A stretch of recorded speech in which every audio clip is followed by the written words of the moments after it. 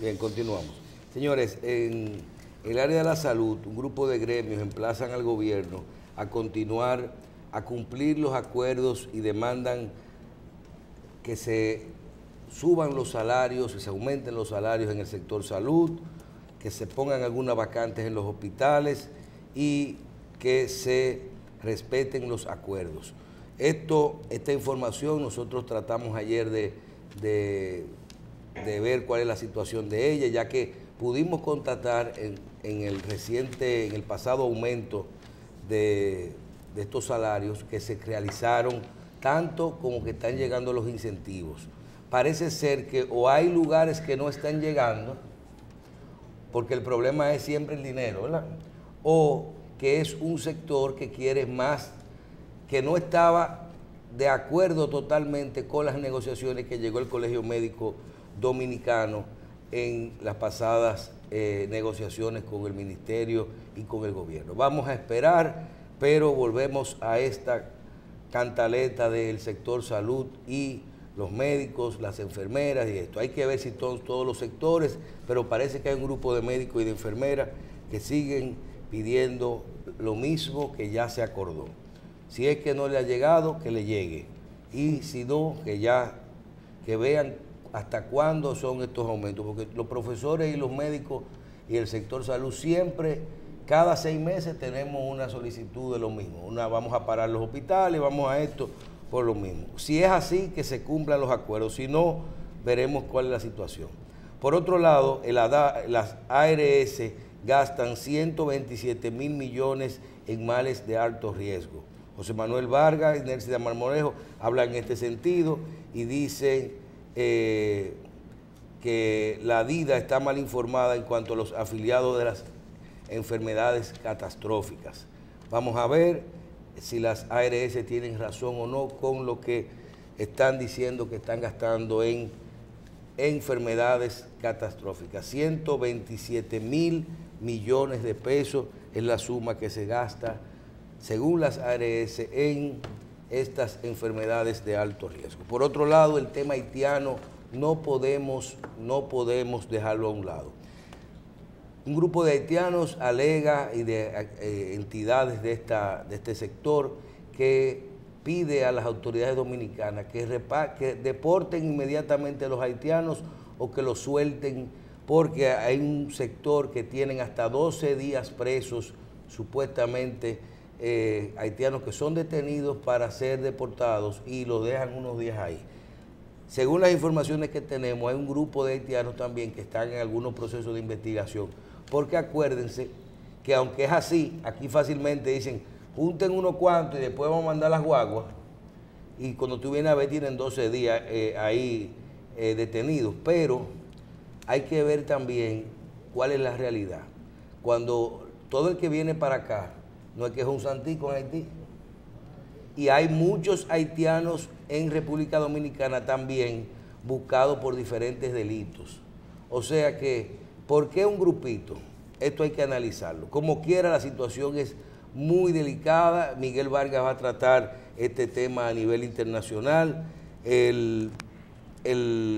Continúan las deportaciones, continúan los reclamos de estas deportaciones y uno ya no sabe qué hacer.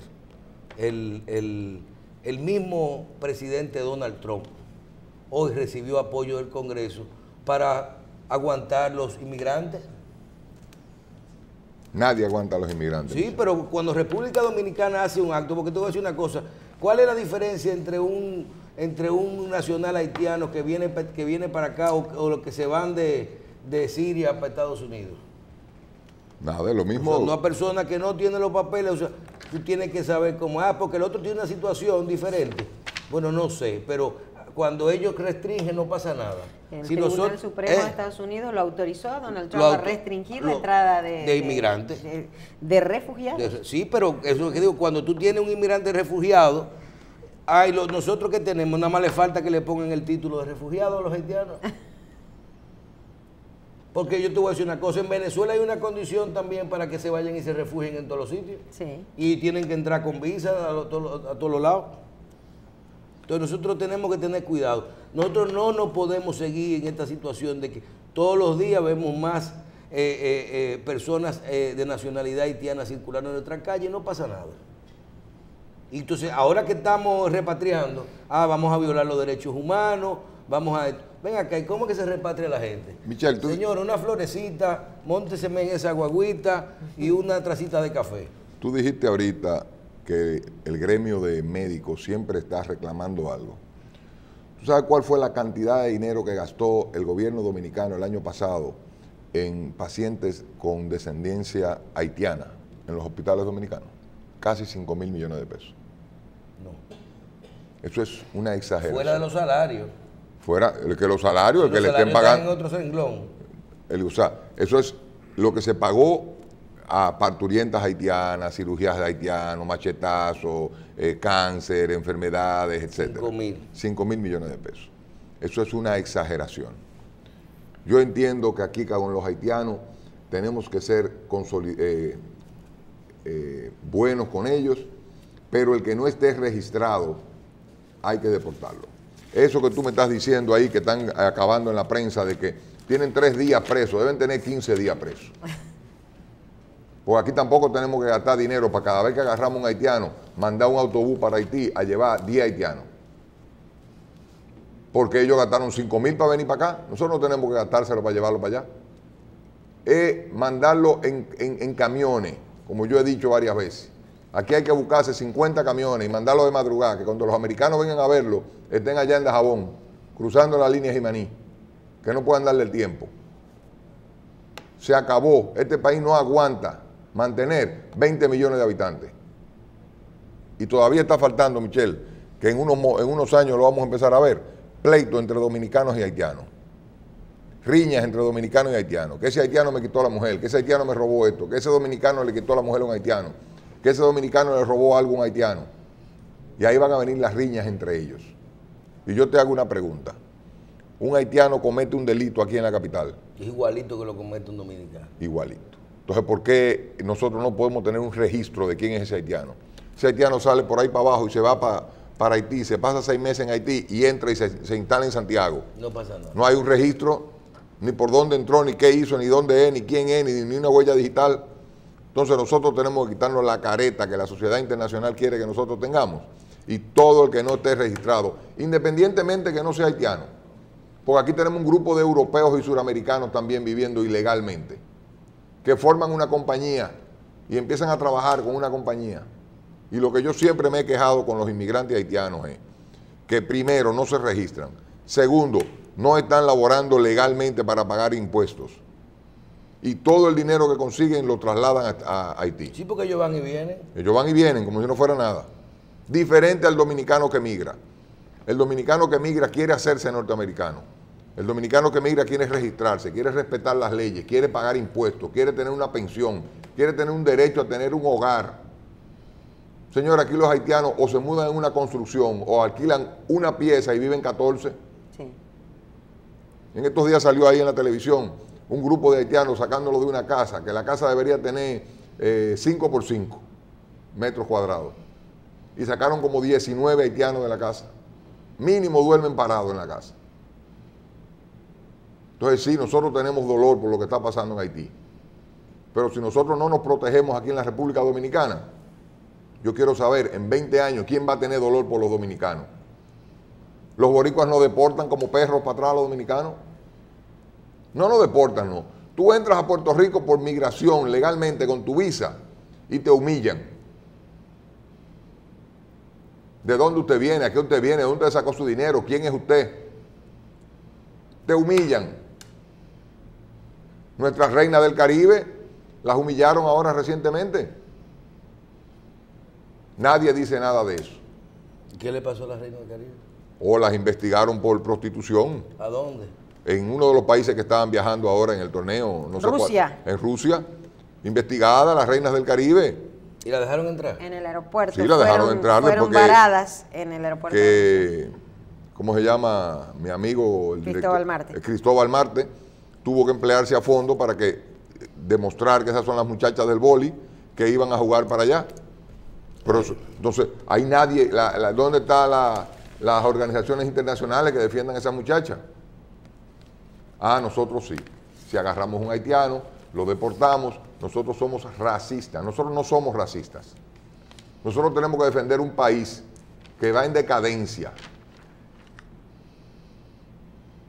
Nosotros tenemos que entender que el 65%, creo que es el número, de los haitianos que hay ilegalmente en este país ahora mismo han entrado en los últimos 12 años al país. Y eso no tiene que ver con gobierno ninguno. Eso es que ningún gobierno aquí, desde Balaguer para acá, ha hecho nada. Entonces nosotros tenemos que saber que en este país nosotros tenemos que defender nuestras fronteras, porque están deforestando, están trayendo enfermedades, están acabando con nuestros ríos. Y eso es lo que nosotros no podemos permitir que siga pasando en la República Dominicana, porque en 20 años nuestra descendencia no va a existir. Y si existe, vamos a ser minoría. Ellos tienen su isla, nosotros tenemos la de nosotros. Bueno, señores, y con este caso hay que tener mucho cuidado, porque ahora están pidiendo más prórroga para la regularización de los haitianos. Señor, como decía Patillo Pantaleón, eso no es ya, esa ley cumplió, ese plan cumplió su cometido.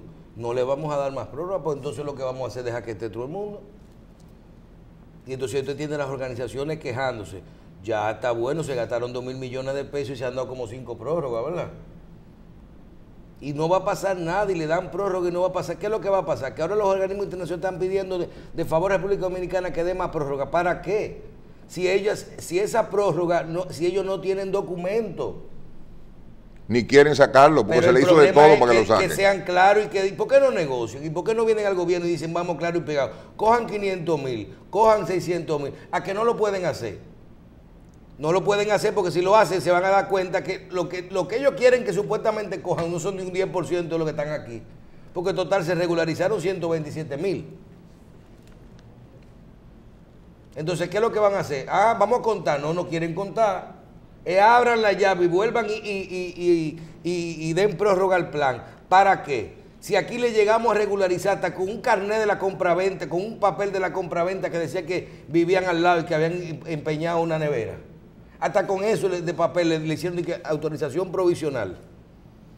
Hasta que trajera su documento. Y no la trajeron después nada. Eso es imposible. Realmente es imposible. Vamos a presentar a nuestro invitado del día de hoy, ¿le parece? Adelante. Al doctor Eddie Olivares, que nos honra con su presencia, quien ha sido últimamente nominado no, sino dicho como el vocero oficial del expresidente Hipólito Mejía. ¿Cómo le va? ¿Cómo está usted, doctor? Muy bien. ¿Todo bien? Contentísimo de estar aquí con ustedes, compartiendo con todo el país este conversatorio. Bien.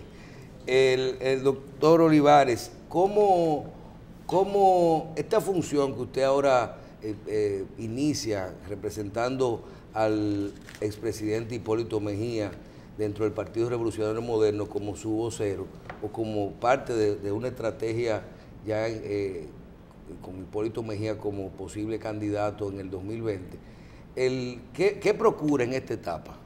O sea, sabemos que el Partido Revolucionario Moderno ahora va a estar dentro de un proceso interno de elección de sus autoridades y que en el 19, que se habla de ya una convención para elegir su candidato presidencial. ¿No es extemporáneo o es un trabajo interno que ustedes van a desarrollar en este momento? Bueno, lo que ocurre es que el presidente Mejía, como ocurre con todos los expresidentes, siempre debe tener un vocero. Eso es algo normal. En este caso se trata de la designación del vocero del presidente Hipólito Mejía. Esto ha coincidido con el hecho de que se ha anunciado que el presidente pretende ser el candidato del Partido Revolucionario Moderno y otros partidos que formarán parte de la alianza hacia las elecciones del año 2020. Entonces, lógicamente, la condición de vocero del presidente se extiende a estas actividades proselitistas.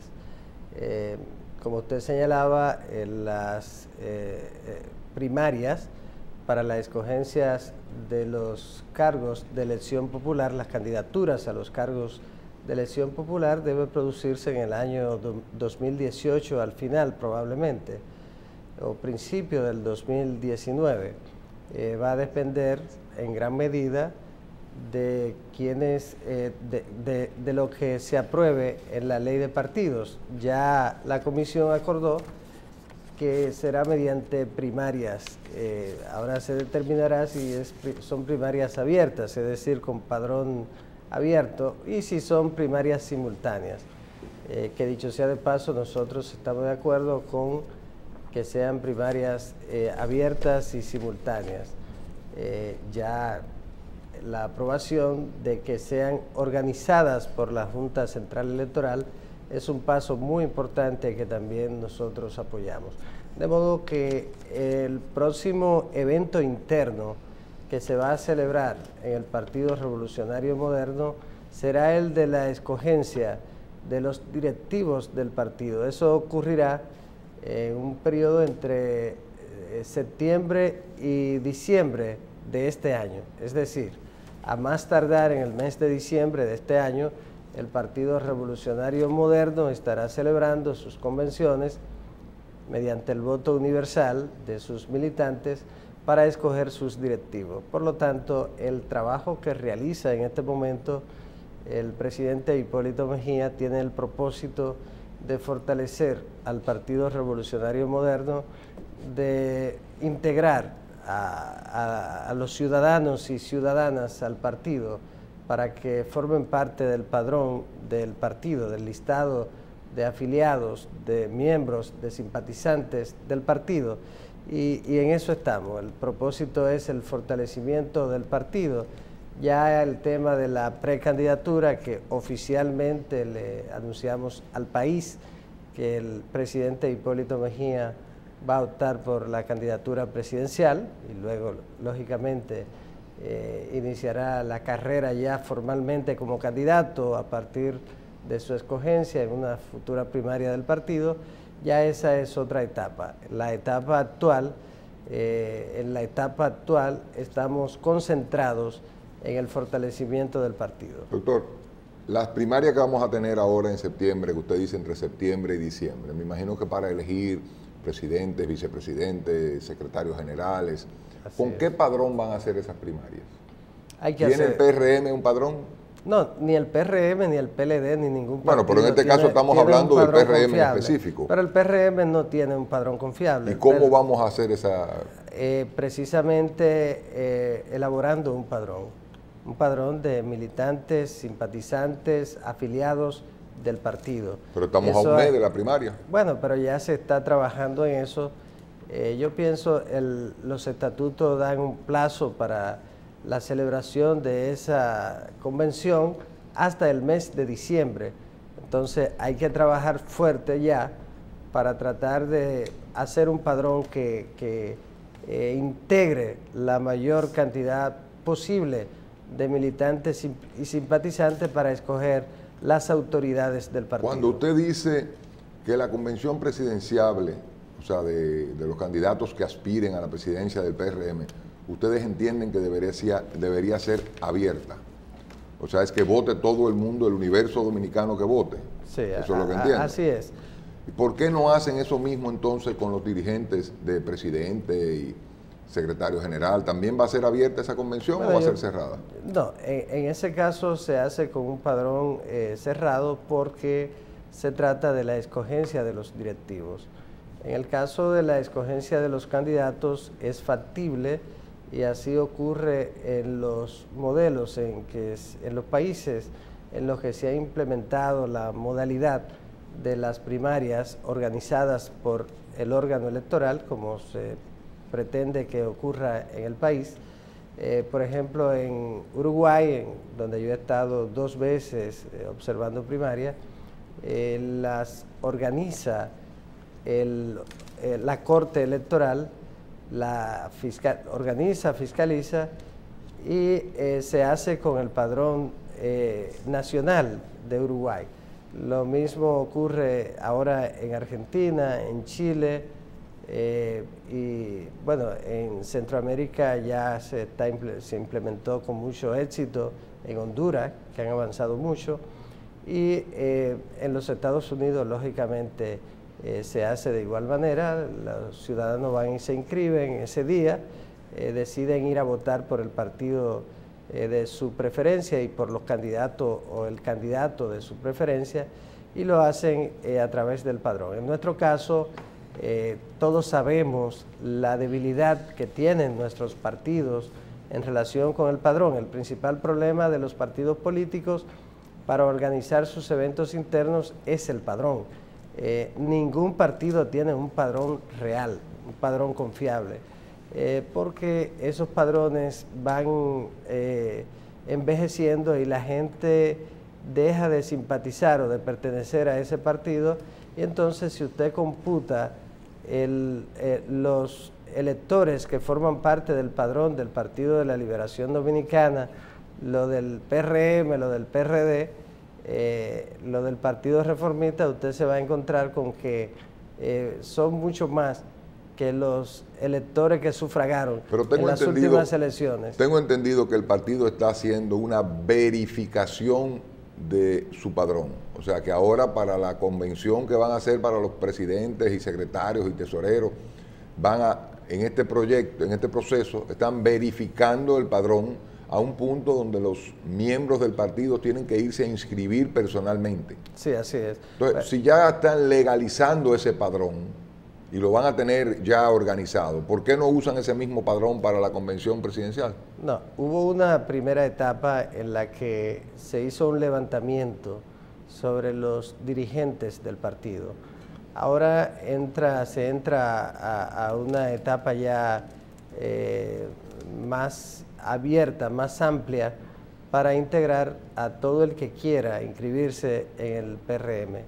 Ya próximamente se estará en la calle inscribiendo a los ciudadanos y las ciudadanas para que formen parte del padrón interno. Yo pienso que... ¿Qué ustedes esperan en este ciclo? ¿De 200.000 o 300.000 personas como parte de lo que son miembros activos del partido? Bueno, ponerle una cifra no creo que tendría la seguridad de una certeza en este momento. Yo pienso que lo más importante es que sea un padrón con calidad, que se inscriban las personas que ciertamente formen parte o que deseen ser parte del partido, y lo más interesante es que al ser un padrón nuevo, eso va a garantizar una depuración o mejor dicho, un padrón real, un padrón efectivo. Ahora se trata de procurar integrar a la gente, a los ciudadanos y ciudadanas, porque el Partido Revolucionario Moderno, ustedes saben muy bien que es el Partido Revolucionario Dominicano que, por las razones que todo el mundo conoce, se decidió entonces cambiarlo y ponerle otra sigla donde va la D, y se le puso Moderno. Sin embargo, fue el hecho de que la matrícula casi completa, 95% por lo menos, de los PRDistas pasaron al PRM. Sin embargo, ya el padrón del PRD era un padrón viejo, por lo tanto el propio padrón que se utilizó para hacer esa transición hacia el partido nuevo, ese es un padrón ya viejo que hay que corregir. Yo creo que es importante que los partidos políticos todos transparenten sus padrones electorales para que sean padrones reales. En este caso, el PRM va a aprovechar este momento para fortalecerse y para hacer un padrón verdadero, un padrón real. En el caso de los candidatos a los cargos de elección popular, que será posteriormente, ya eso va a depender de lo que decida la ley de partidos. Me imagino que usted, como un hombre con experiencia a nivel tribunal electoral, pues maneja encuestas. ¿Hicieron ustedes en el PRM ya encuestas para ver cómo ha quedado el partido, cómo están los candidatos que aspiran, los números de los candidatos que aspiran? O sea, me explico, si el PRM cogió un 33, 35% en las elecciones, si lo mantiene, si ha subido, si ha bajado, o dentro de los mismos candidatos internos del PRM, si el presidente Mejía o Luis Abinader, ¿cuál está gobernando las encuestas? ¿Han hecho encuestas ustedes dentro del partido? El presidente Mejía, ustedes saben que siempre ha sido un político que ha utilizado las herramientas de mediciones durante toda su carrera política y la usa para medir absolutamente todo en el país. En este momento yo pienso que cualquier encuesta que se haga no necesariamente va a reflejar la realidad de lo que está ocurriendo. Sin embargo, en el caso del presidente Mejía, ha habido toda una avalancha de integración de ciudadanos del PRM y otros que no son, que van a integrarse ahora, alrededor de su precandidatura presidencial. Sin embargo, el presidente Mejía ahora es que ha anunciado oficialmente que va a ser precandidato, y nosotros ratificamos ese planteamiento del presidente Mejía, pero sin lugar a dudas el presidente va a ser el candidato por la oposición, que va a encabezar la oposición. Y decimos encabezar la oposición porque el Partido Revolucionario Moderno es el principal partido de oposición. Tenemos ahora un Hipólito Mejía renovado, un Hipólito Mejía totalmente consciente de que este es un momento que podría significar el final de una etapa muy importante que la propia situación por la que atraviesa nuestra democracia de partido indica que hay que concluirla e iniciar otra etapa. En ese caso, el presidente Mejía pretende ser el puente de la transición de esta etapa crítica de la democracia hacia una democracia mucho más incluyente, más participativa, hacia una democracia diferente. Yo pienso que es una situación difícil que hay que cambiar. La ventaja del presidente Mejía es que, contrario a cualquier candidato para hacer esta transición, un candidato que gane la presidencia al día siguiente está preparándose para la reelección. En el caso del presidente Mejía, su propósito va a ser gobernar 4 años, sin lugar a dudas, en el periodo constitucional 2020-2024, y en esos 4 años crear la plataforma para esa transición. La ventaja es que el presidente Mejía gobernaría dentro del marco de la realidad. Hace muchos años que en la República Dominicana tenemos gobiernos de ilusión, de fantasía, gobierno al estilo Joao Santana, gobierno de ilusión para el electorado. En este caso yo creo que ya es tiempo de que haya un gobierno real, un gobierno que tome las decisiones que le convengan al país, no un gobierno que piense cada vez que toma una decisión en las encuestas, que piense cada vez que toma una decisión en la posibilidad de la candidatura del futuro. Yo creo que a este país le falta un presidente que gobierne, que tome las decisiones, que le ponga orden a esta situación por la que atraviesa el país, en el que desde las pequeñas cosas hasta las grandes cosas se mueven en el desorden. Ese es el propósito del Hipólito Mejía renovado, el Hipólito Mejía nuevo, el Hipólito Mejía decidido a realizar las transformaciones necesarias para cambiar el curso del país y entregarle a las futuras generaciones un país diferente. ¿Cómo hace una persona de 70 años que nos dé la receta para renovarse? ¿No será que él quiera utilizar el peso de su experiencia? Porque renovarse a los 70 años, tiene hoy 70 años, ¿verdad? 76. 76. ¿Y en el 2020? Tendrá 79. 79. Es difícil renovarse a esa edad. No, lo que deben renovarse son las ideas. El político debe andar renovándose permanentemente. Un Sanders que tiene unos 80 años en los Estados Unidos es un político mucho más renovado que la mayoría de otros políticos más jóvenes, porque lo que refleja la renovación son las ideas. Por ejemplo, muestra un carácter y una... Claro, el presidente Mujica en Uruguay, por cierto, fue un presidente que reflejó innovaciones en la forma de gobernar. Es decir, que no importa la edad, lo que importa es la actitud, la voluntad que tenga el líder político de producir cambios o de adaptarse a los cambios que requiere la circunstancia y el momento. Y el presidente Hipólito Mejía está perfectamente consciente de lo que necesita el país. Yo pienso que el presidente Hipólito Mejía es ese instrumento conveniente para que el pueblo dominicano, la sociedad dominicana, pueda hacer uso de él para producir el cambio que está demandando en este momento para el país. Doctor, en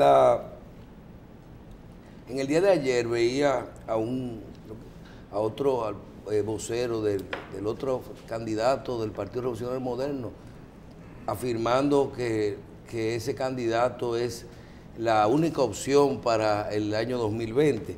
Y cuando usted fue designado en este acto, decía el presidente: lo elegí por su gran trayectoria, un hombre que conecta con la gente, con la prensa, y porque he aprendido con el tiempo que la experiencia es madre de la sabiduría, expresó el exmandatario. Eso lo decía Hipólito Mejía.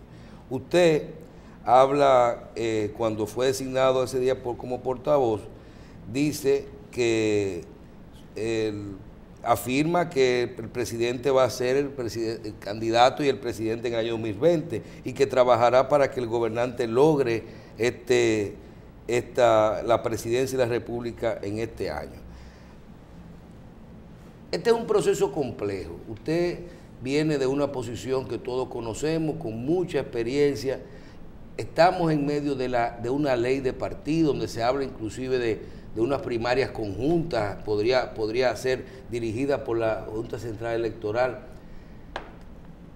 ¿Cómo usted visualiza esta competencia interna, independientemente de lo que es el speaker, el portavoz de los candidatos, de esta competencia interna de poderla separar y poder cumplir la ley de partido y la ley electoral?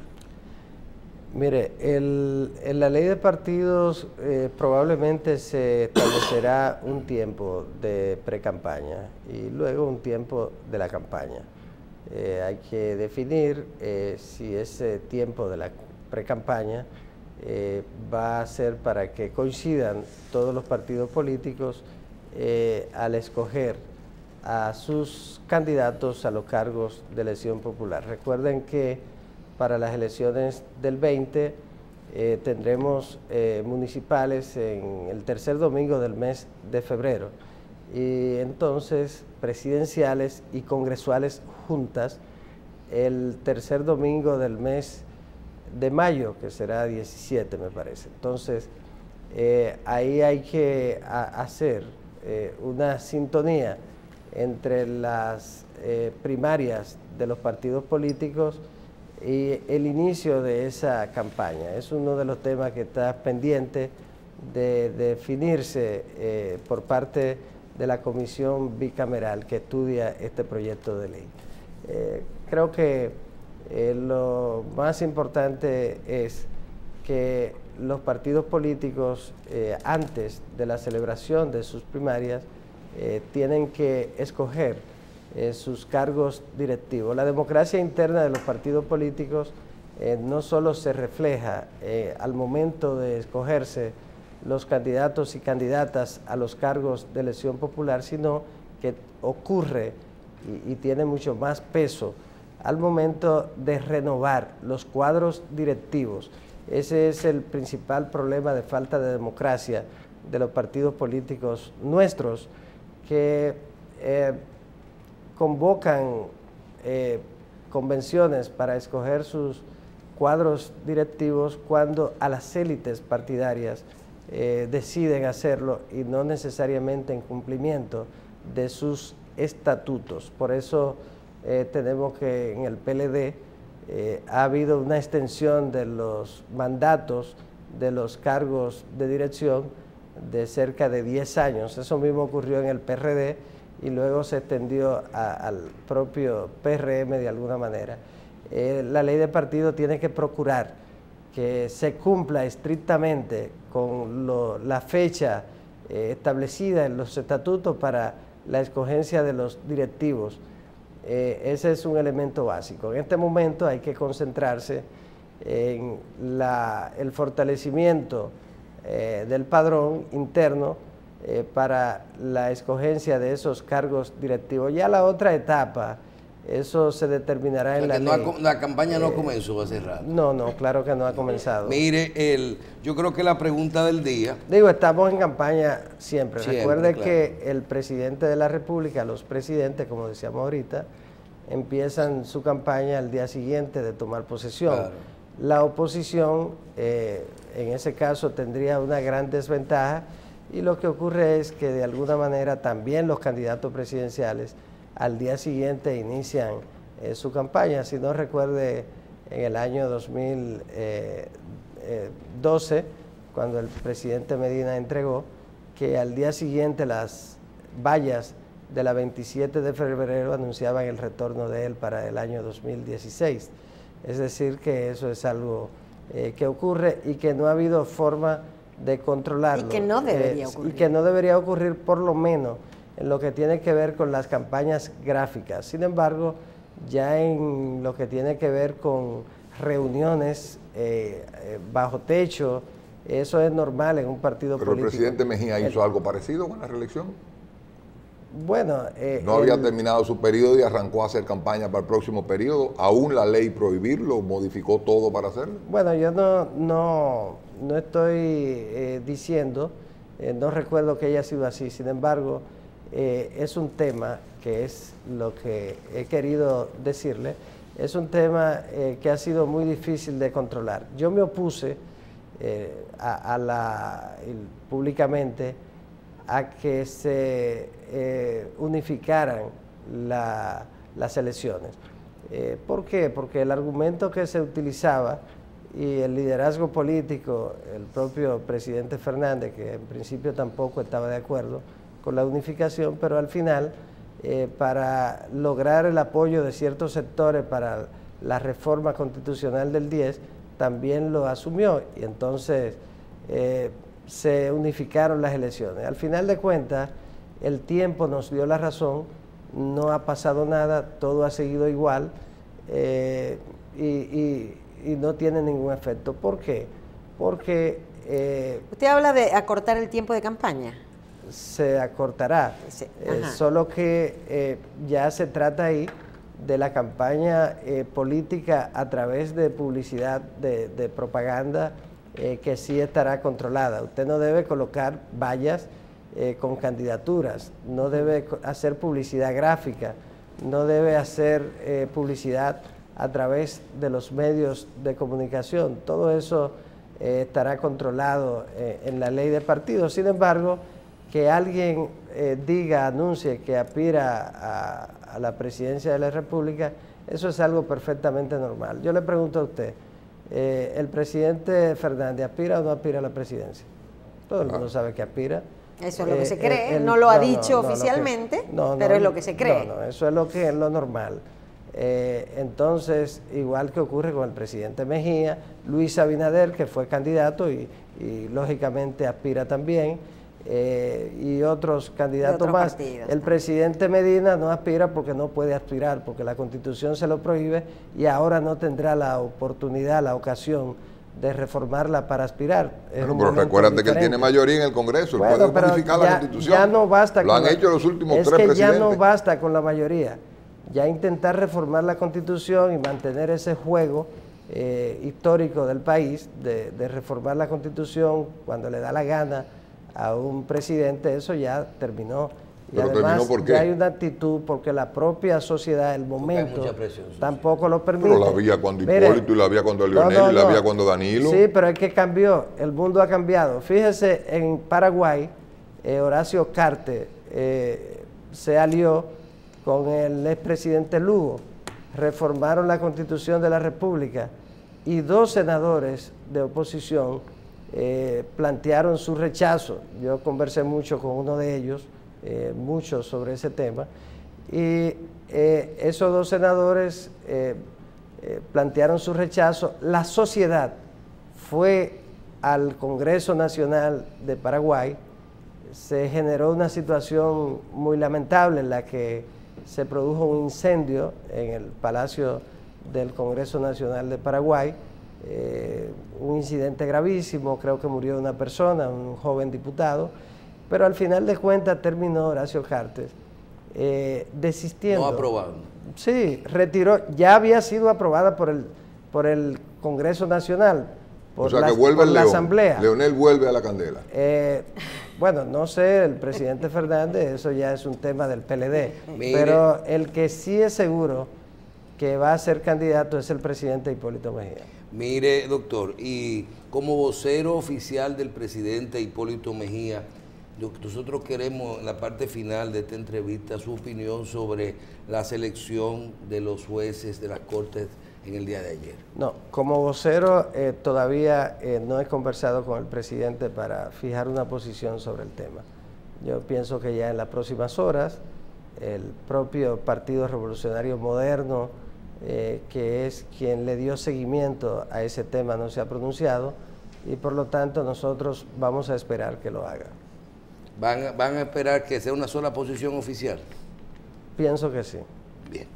Bueno, doctor, muchísimas gracias. No, el presidente Mejía tiene un honoris causa hoy, ¿no tiene? Sí, esta tarde a las 6. Un honoris causa, hay que sí, sonarlo. Hay que sonarlo. Honoris causa es honoris causa. Sí, esta tarde. Yo estoy esperando que la INSE me dé uno a mí por encargado. Yo soy vicerrector de asuntos sin importancia de la INSE. No, pero usted. Entonces yo quisiera como que me den uno un día. No, pero usted es una figura académica de este país. No, la INSE se lo puede dar cualquier No, pero antes universidad. de irnos, vamos. Es muy bueno, un honoris causa es un honoris causa.